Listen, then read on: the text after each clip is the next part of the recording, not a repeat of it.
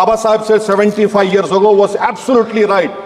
No one wants the minorities to share power. I'll give you an example, sir. In this August House 75 years ago, when Maulana Azad stood up and said that what safeguards the Muslims have before the partition, those safeguards should be given to the Muslims. That was political representation, reservation. You know what Sardar Patel instructed Mr. Abid Hussain and Begum Ezaz Rasool to censure Maulana Azad. And Maulana Azad felt claustrophobic.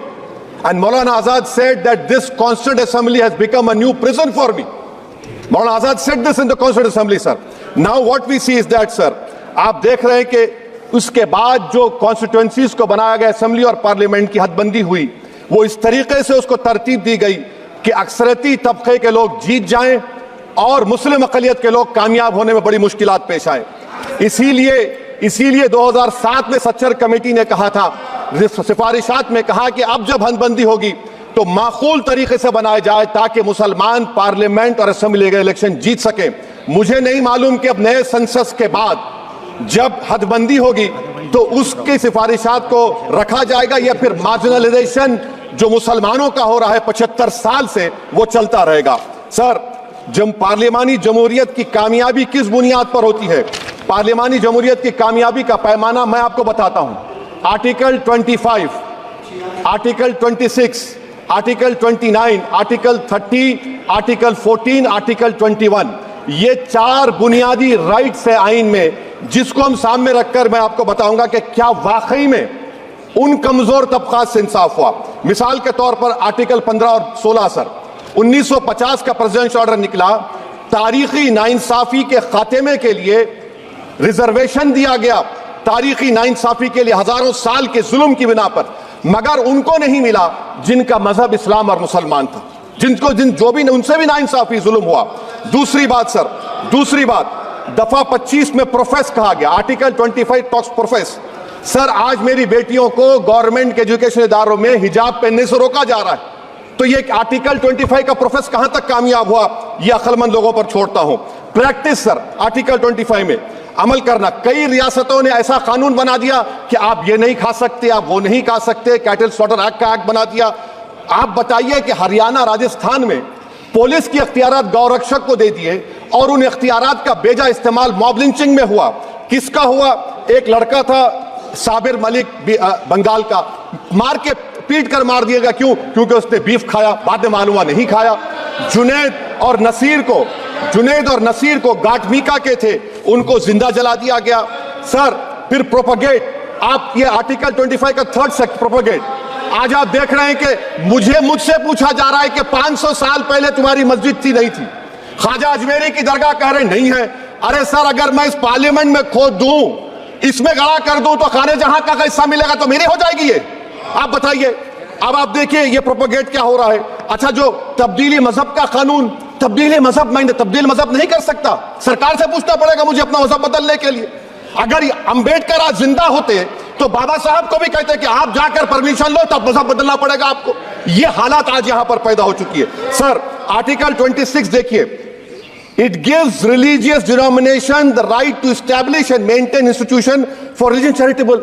वजीर आजम कहते हैं कि वक्फ का ताल्लुक संविधान से नहीं है। अरे कौन पढ़ा रहा है वजीर आजम को? आर्टिकल 26 पढ़ा लीजिए। आर्टिकल 26 की बात कही गई।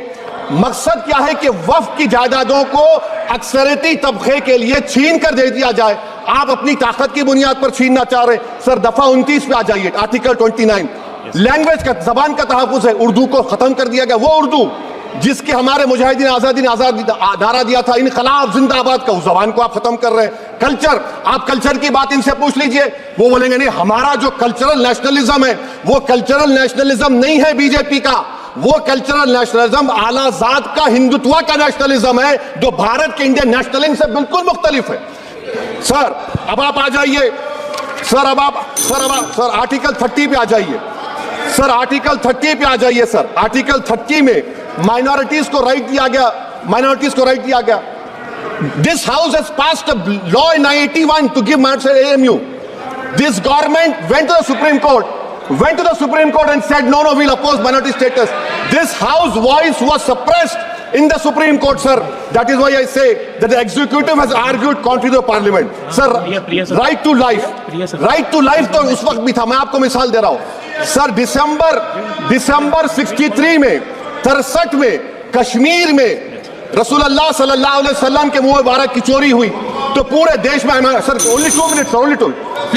Please wind up. Only 2 minutes, sir.